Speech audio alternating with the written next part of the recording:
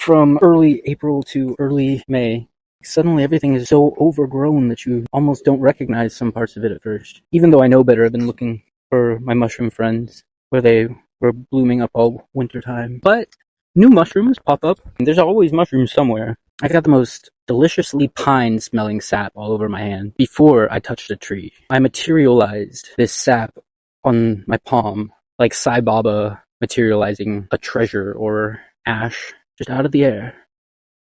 Just look. I rubbed the sap in my beard. It was so nice. I want more sap. Does it have to happen in the palms? A circuit of energy in your body? I don't think people are like manifesting objects out of thin air on their crown chakra. How do you say this? I've been laying low for the past month or so with family to take care of their old dogs. For all of April, I was with 3 dogs, and then 2 of them left at the end of April. For the past week or 2, I've been spending my entire day with a dog that can't really move. This 9-year-old Australian Labradoodle stopped being able to use one of his front legs, maybe in February. I'm very comfortable with leaving our bodies when they can't go on anymore. So I was happy to just basically be on full-time hospice duty for this sweet, sweet boy. But turns out 9 years old is a short life. He was my age, basically. It's so sad because pretty much all his life, he lived in a house with scented things plugged into every room of the house. He was fed processed foods. He was a service dog who didn't get enough exercise. You could tell he would internalize my mom's suffering all his 9 years. He really did such a good job of loving that woman and everyone he knew. I was able to get the airwicks out of the house, all the scented candles, all the toxic products as much as possible. In the early winter, in my very schizo phase, I felt responsible for changing people's minds about how they lived. Changing people's lifestyle and their habits and their addictions to certain kinds of foods. Actually, there's so much, honestly. Literally everything. Hospitals and pharmaceuticals, education, supermarkets, entertainment, technology, religion. Pretty much everything our entire American culture is built around is just so backwards, deceitful, and tragic. All these people, especially in their comfortable suburbs, the ones who think they have it figured out, that the purpose of life is just to procreate, make your kids believe in Santa Claus and God, the Bible God, as long as possible, go through all the steps of a human life.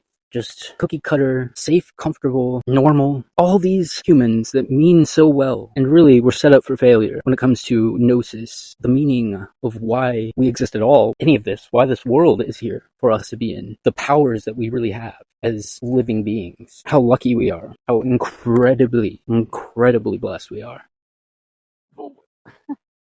I have a sister who's 3.5 years younger. She used to be a much different person. She was a psychedelic hippie girl, tuned into nature and life, eventually turned into partying, turned into harder drugs, darker situations. At least 5 years where nobody in the family really ever knew where she was. But then, she gets pregnant with the guy that she's homeless with and doing drugs with. Their first child is their reason for turning their life around. So now they are what's the kind of Christian that is like, we go to church, our kids go to a Bible school, but we treat God and Jesus exactly like we treat Christmas and Santa Claus. That's the crazy psyop factor of Christmas time in America. I believe that it is intentionally made to warp people's perception of God and Jesus. Those stories. The smart people eventually see the correlation and similarities, the wholesome silliness once they grow out of it, but then some people double down. I'm very into astrology. My family thinks it's witchcraft. They say that the Bible says so. I tell them that the Bible is allegorical for astrology.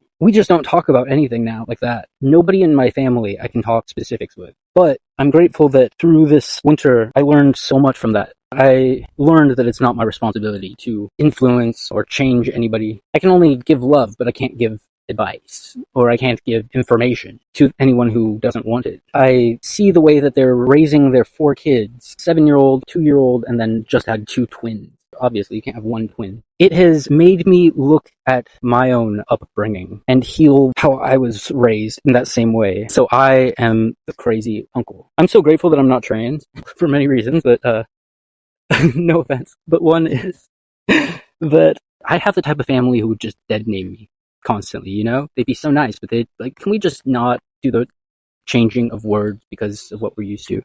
So my family doesn't even know my name. And I say that with love. It's not even a bad thing, you know? I have nothing but love and gratitude for them, for all of humanity. I spend so much time in nature that I'm comforted by the plants and the animals.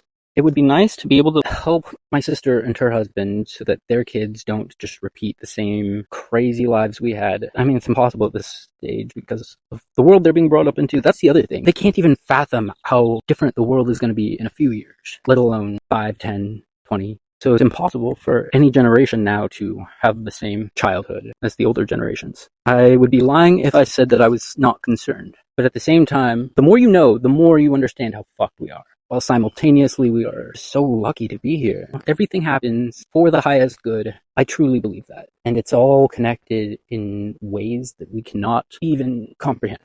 I know that I'm here for a reason, and every bit of the story thus far has set it up to be a certain way. I'm not the same person I was a month ago, or 2 months ago, or 3 months ago. For a while there, I was in a cocoon chrysalis primordial soup of cells and spirit. Now, I'm feeling my wings, baby. My soul, higher self, spirit guides, they communicate to me very much through full body chills, certain unexplainable sensations. I've been getting such profound goosebumps where I don't even know that tears are in my eyes and I'm levitating a few inches off the ground and I'm glowing.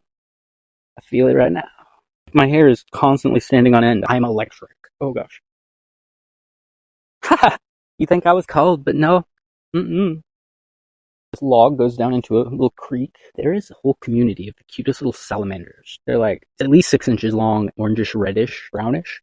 There's a trail right over there where you can walk down, and every time I do, I see them on the bank. When they notice me, they jump into the water and they make this little squeak sound. It sounds more like a cat. Today, when I got here, I was just communing with this space, all the spirits here. I went down to visit the salamanders. There were a few little squeaks, and then they kind of scurried, but then they came back underwater and gathered around, 5 of them. I was talking to them and singing to them. I really need to start live streaming or making more videos that aren't like this. You always gotta yap, but life is too magical to not share. But if you're busy sharing it, is it less magical? The whole conundrum, the concept that if you are busy trying to capture the moment, if you're on your phone, then you're less in the moment. And I know that magic comes when you forget about your phone. Magic is so sacred. Anybody who knows about the spirit world or magic or things beyond normal human experience and even comprehension, you know that part of waking up, you can only take little bits back to sleep with you when the trip is over, when you're back around other people. Like symbolism in dreams, or when you have a prophetic or profound vision, you have to try to learn what it is teaching you, listen to what it is telling you, see what it is showing you, in order to take those gifts and share them with the world as they're meant to be shared and given away. I guess, am I gonna start making videos of singing to salamanders? Maybe? Now that the Negretto, Schizo's Journey, Hero's Journey, Dark Night of the Soul, Chrysalis Soup, reforming, complete death and phoenix rebirth, alchemizing into a completely brand new being. Now that I'm getting my wings out, now that my powers are really coming online, now what? Whoa. I just got visions of meeting all these people, seeing all these places. Last October, I had what many people would categorize as, I guess some people call it religious psychosis, or just truly woke up and could see things so differently. I was getting such downloads that it was impossible to keep up with for a while. If you don't harness and work with that energy the right ways, as I have since I was a young man, it's like full circle because I used to be so tapped in and magical, and I didn't do it right for almost 20 years. What beautiful, beautiful experiences and lessons. I'm here to experience the best and the worst of being alive. And by now, I know that you are never going to get it all. When you think you've experienced all of it, or you can't fit any more love or sorrow, or you think you've really checked off all the bingo card boxes of incarnation, no. I'm just a baby, and I have no idea what the possibilities and the wonders really are, but I'm gonna find out. My heart has been busted wide open. I'm so full of love and wonder. Show me how good it is and gets to be, and cycle that out with something so much more challenging and rewarding and real. I'm really feeling and looking forward to this new moon on the 16th. Oh, I just got chills. Ooh! I'm so grateful.